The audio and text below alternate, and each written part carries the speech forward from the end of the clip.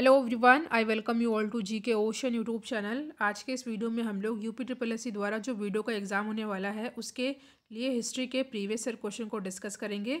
Video के अंत में मैं आपसे दो टॉपिक डिस्कस करूंगी। एक टॉपिक होगा भारतीय नदियों के नाम और उनके जो ग्रीक नाम है वो, क्योंकि उनसे क्वेश्चन पूछा जाता है।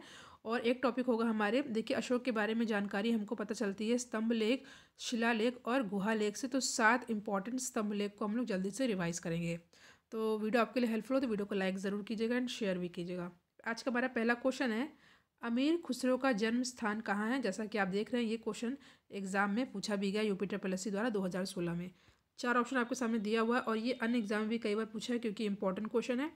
तो अमीर खुसरो का जन्म स्थान कहाँ पर है, तो ये है कहाँ पर, ये है कासगंज में। ठीक है, तो ऑप्शन नंबर बी हो जाएगा हमारा सही आंसर। कुछ इंपॉर्टेंट फैक्ट आपको यहाँ से याद कर लेना है। देखिए, अमीर खुसरो का जन्म पटियाली, जिसका नाम है कासगंज में हुआ था। इन्हें उर्दू, खड़ी बोली, गज़ल, कव्वाली, तबला का जनक माना जाता है। कई बार इनसे ये क्वेश्चन पूछा भी गया है। ठीक है, तो option number B is the correct answer. और अमीर खुसरो को तूती ए हिंद भी कहा जाता है।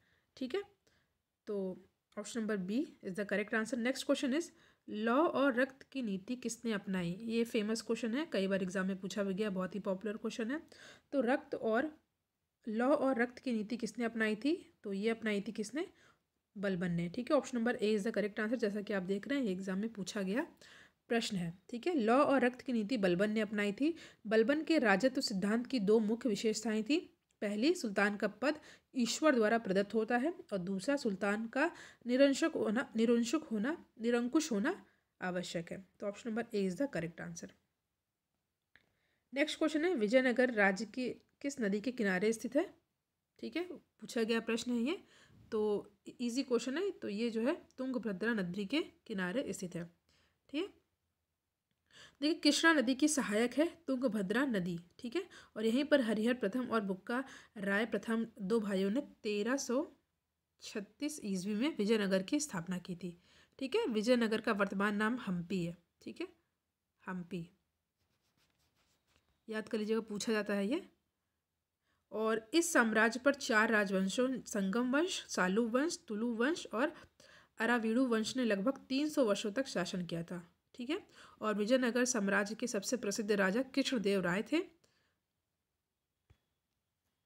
नेक्स्ट क्वेश्चन है, तुलुव राजवंश की स्थापना किसने की थी। ठीक है, विजयनगर साम्राज्य के अंतर्गत ही आता है तुलुव राजवंश। और तुलुव राजवंश की स्थापना किसने की थी, तो ये की गई थी वीर नरसिंह के द्वारा। जैसा कि आप देख रहे हैं ये भी क्वेश्चन एग्जाम में पूछा गया है। नेक्स्ट क्वेश्चन है, जयचंद के विश्वासघात के कारण पृथ्वीराज चौहान की पराजय हुई। कालांतर में जयचंद कहाँ और कब मारा गया। आपके सामने यहाँ पे 4 ऑप्शन दे रखा है और ये क्वेश्चन इंपॉर्टेंट है, एग्जाम में पूछा भी गया है। और इस क्वेश्चन का सही आंसर हो जाएगा ऑप्शन नंबर बी, चंदावर 1193। ठीक है, देखिए, स्थान ये सही है मगर ये जो ईयर दिया हुआ है ये नहीं होगा, ये हो जाएगा 1194, ध्यान दीजिएगा। ठीक है,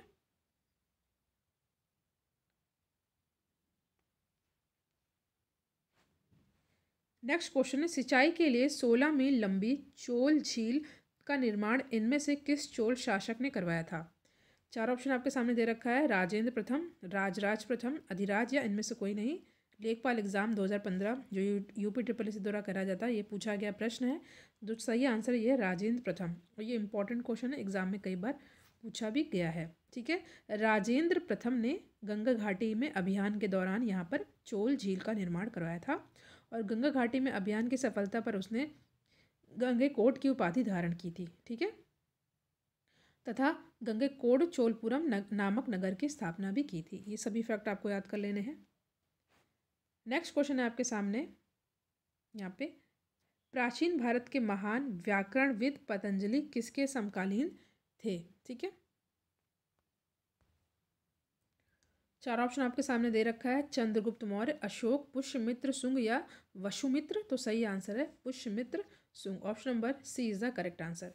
देखिए, महान थे ये, महान व्याकरणविद पतंजलि पुष्यमित्र शुंग के दरबार में रहते थे। इन्होंने व्याकरण की प्रसिद्ध पुस्तक, जो कि एग्जाम में पूछा था ना, महाभाष्य की रचना की थी। ठीक है, ठीक है, महाभाष्य की रचना की थी और पतंजलि पुष्यमित्र शुंग के पुरोहित भी थे। नेक्स्ट क्वेश्चन इज कन्नौज से पूर्व हर्षवर्धन कहाँ का शासक था? कौशाम्बी, कुशीनगर, श्रावस्ती या थानेश्वर?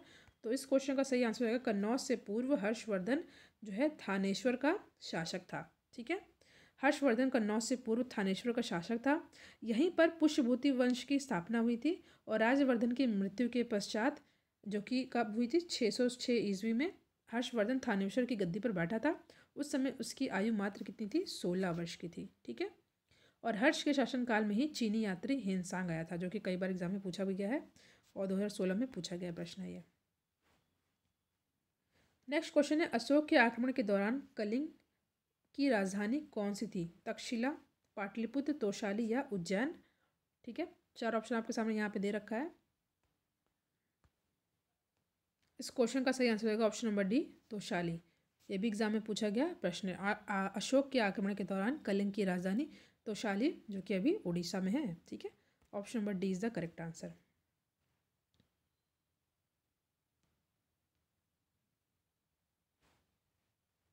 देखिए यहाँ पे जो है क्वेश्चन आएंगे अशोक के शिलालेख से। स्तंभलेख को मैं डिस्कस करूँगी अभी। ठीक है, तो नेक्स्ट क्वेश्चन है अशोक के कौन से शिलालेख में ब्राह्मी लिपि का उपयोग नहीं हुआ है?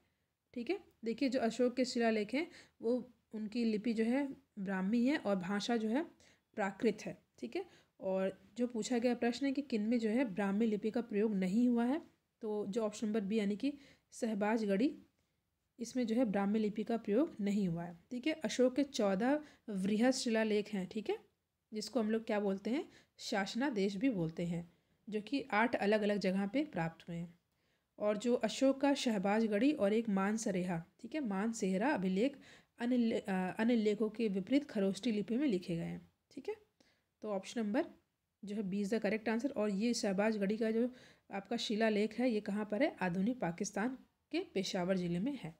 ठीक है, तो अभी हम लोग देख लेते हैं एक सेकंड के लिए कि कौन कौन से स्तंभ लेख हैं। ठीक है,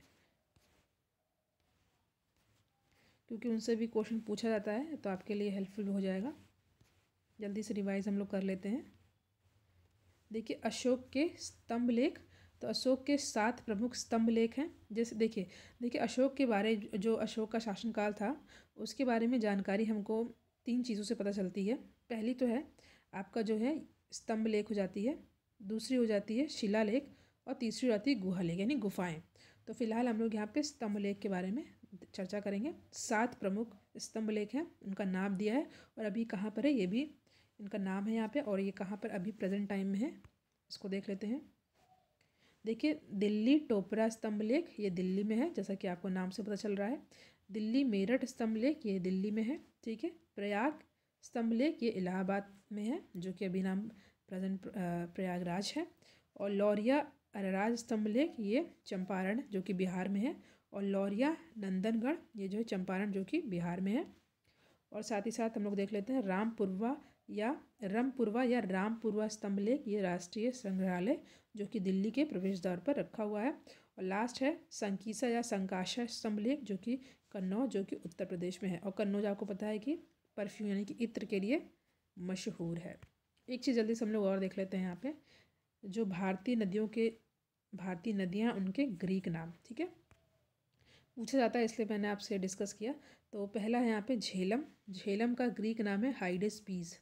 ठीक है, चिनाब का है अकेसिनीज, रावी का है हाइड्रोओटस, सतलुज का है जराड्रस और व्यास का है हाइफेसिस। और याद रखिएगा झेलम का एग्जाम में कई बार पूछा भी गया है ग्रीक नाम, तो याद रखिएगा हाइडेस्पीज। ठीक है, तो चलिए हम लोग वापस अपने डिस्कशन पर आते हैं।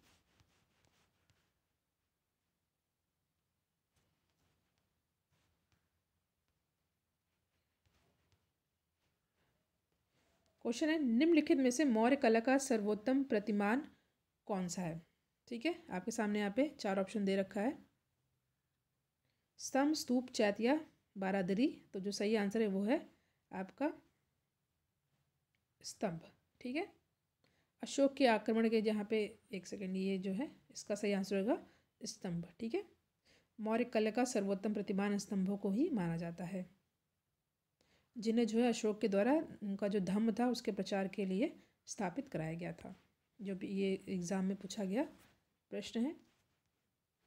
इजी क्वेश्चन है, इसका आंसर आपको कमेंट सेक्शन में देना है। क्वेश्चन है, पहले जैन, ठीक है, तीर्थकर कौन थे? आपके सामने 4 ऑप्शन है। 2016 में पूछा गया प्रश्न है। महावीर, ऋषभ, पद्मनाथ और पारसनाथ, ठीक है।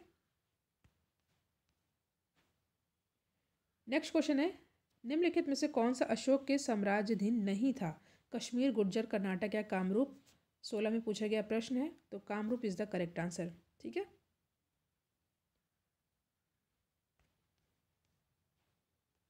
क्वेश्चन है, विशाख दत्त द्वारा लिखित मुद्रा राक्षस कौन सी भाषा में लिखा गया है? ठीक है, 4 ऑप्शन आपके सामने दे रखा है। तो ये इजी क्वेश्चन है, संस्कृत भाषा में लिखा गया है और ये 2016 में पूछा भी गया है। विशाख दत्त द्वारा रचित है मुद्रा राक्षस, संस्कृत भाषा का नाटक है, ठीक है।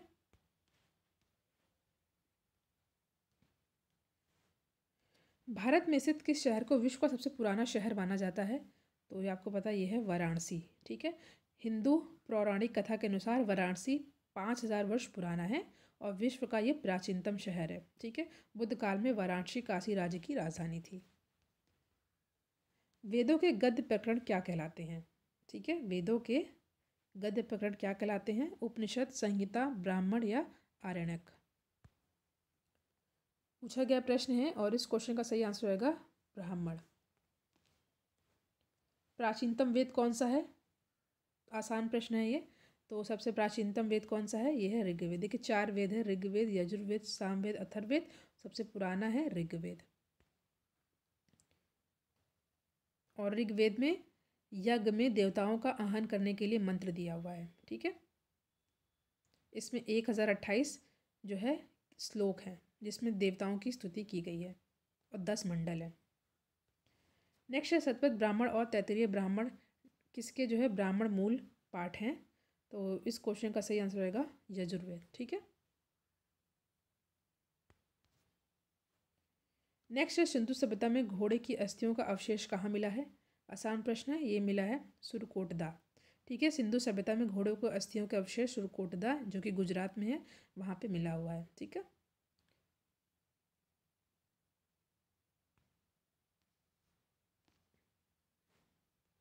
नेक्स्ट है, पंचगव्य में निम्नलिखित में से क्या सम्मिलित नहीं किया जाता है? 16 में पूछा गया प्रश्न है। तो देखिए तुलसी जो है ये जो पंचगव्य होता है उसमें शामिल नहीं किया जाता है। देखिए गाय का दूध, दही, घी, मूत्र और गोबर का पानी सामूहिक रूप से जो है पंचगव्य कहलाता है, ठीक है। इन सबको मिला करके पानी मिला दिया जाता है, गाय के दूध को, दही को, घी को, मूत्र को और गोबर पानी जो है ये जो है पंचगव्य कहलाता है। और आयुर्वेद में इसे औषधि की मान्यता प्राप्त है। तुलसी पंचगव्य में नहीं आता है, ठीक है। क्वेश्चन निम्न में से कौन सा उपवेद नहीं है? ठीक है, आपको बताना है कि इसमें उपवेद नहीं है। तो ये उपवेद जो है ये उपवेद नहीं है। उपवेद 4 हैं, आयुर्वेद है, गंधर्व वेद है, शिल्प वेद और या स्थापत्य वेद और शस्त्र सात वेद या धनुर्वेद, ठीक है। 4 याद कर लीजिए कौन कौन से है, ध्यान से देखिएगा। पहला है आयुर्वेद, दूसरा है गंधर्व वेद, तीसरा वेद है शिल्प वेद जिसको हम लोग स्थापत्य वेद भी कहते हैं, और चौथा है शस्त्र शास्त्र वेद जिसे धनुर्वेद भी कहते हैं, ठीक है। और आयुर्वेद चिकित्सा से संबंधित है और गंधर्व वेद म्यूजिक से संबंधित है, शिल्प वेद भवन निर्माण से संबंधित है और शस्त्र शास्त्र वेद युद्ध की शैलियों से संबंधित है। ये क्वेश्चन अभी हम लोगों ने डिस्कस किया। तो यहाँ पे हम लोगों ने वीडियो एग्जाम के प्रीवियस और UPSSC द्वारा हिस्ट्री के सेक्शन से पूछे गए कुछ इंपॉर्टेंट क्वेश्चन को डिस्कस किया। वीडियो को लाइक एंड शेयर जरूर करिएगा, चैनल पर नए हैं तो सब्सक्राइब भी ज़रूर करिएगा। Thank you.